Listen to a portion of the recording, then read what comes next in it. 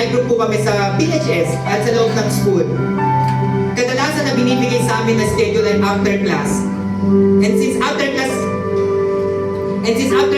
ang madalas na schedule namin, konti na lang umaga ng live group namin. Konti na yung pumupunta kasi pagod na sila at gutom na.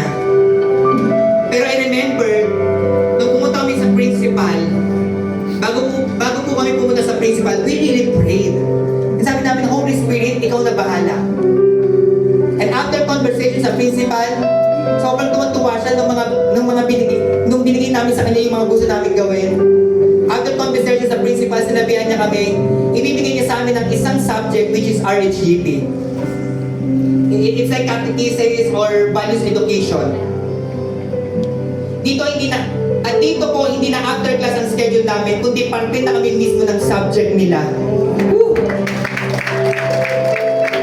Grabe gumalaw si Holy Spirit at siya mismo ang nag-touch sa puso ng principal. Sabi ko nga po sa inyo kanina, bago po kami pumunta doon, nag-pray po kami. At sabi ko, Holy Spirit, ikaw na bahala. And guess what? After po ng usapan namin with principal, 9 sections ang binigay sa amin. Wow. Or a total of 360 students. Wow. Sobra po kami na-amaze sa gawin ginawa ni Lord. And during our subject po, Monday pa lang, sikat na po yung pangalan namin. Parang sumisigaw na yung mga tao. Tuwan-tuwa po sila sa amin kapag nakikita po kami. During our subject, maraming estudyante ang natatouch at nababago ang buhay. In fact, sobrang nag-ingay yung subject namin kasi kada session, sobrang enjoy na enjoy at tawa ng tawa yung mga estudyante. But not just enjoy, not just tawa, not just iyakan, pero nagkaroon din ng pagpapatawad during our class. And to cut the story short, after 1 year na pagtuturo sa BHS, hindi na po ako nagturo doon. Kinuntik po ako ni Lord na mag-raise up ako ng mga campus leaders bago akong umalis sa BHS. Isa-isa ko sila kinausap and nagsimula po kami sa bahay. Siguro mga 5 student lang kami. Nagsimula po kami para mga 5 lang po kami. Tapos nagpipray ako, Lord, bigyan mo yung mga taon to ng compassion. Compassion sa mga classmate nila. Tuloy-tuloy lang kami sa life group hanggang sa dumadami na kami. Na halos hindi na kami magkasya sa bahay namin. Woo! Sabi ko, sige na! Kapag tumami pa tayo, next week lalabas tayo ng bahay namin kahit may aso. Sigutin na lang natin yung amoy ng aso tapos makuubos na yun. And guess what? Sobra kaming dumami at lumabas po kami ng bahay namin. Thanks God. Praise God.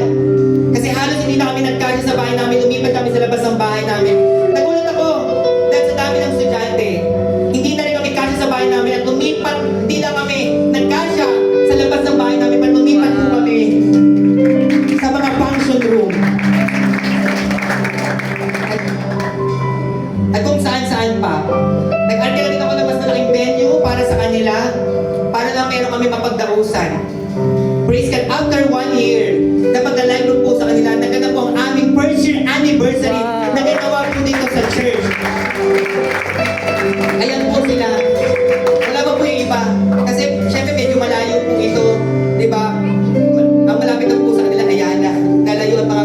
Pero sa totoo lang po, kung bibilangin nila po sila, sobrang dami na po nila. After 1 year, naganap ang aming first year anniversary na ginawa sa church. And this coming August, ang aming 2nd year anniversary. Wow. Sino po ang mag-aakala, nagsimula lang kami sa 5 estudyante. And now, umaabot na kami ng almost 250 to 300 students ang umaattend. Not just sa live group, and even sa church po. And mostly po na nandito ay mga naging estudyante ko rin po. Some of them ay nakapag-undergo na rin ng process, nakapag-live reading, nakapag-victorious class, nakapag-SOD. Like sila NTEC, tapos na po ng SOD 3. Alam mo, bakit ko ginagawa po ito? Kasi nire-remind po ako ni Lord sa promise niya sa akin. At sa atin. Sabi niya, Jano, yung promise ko sa iyo na stadium ay gagawin ko na. Amen. 2014, nung nag-live retreat ako, ang pinakita sa akin ni Lord ay stadium.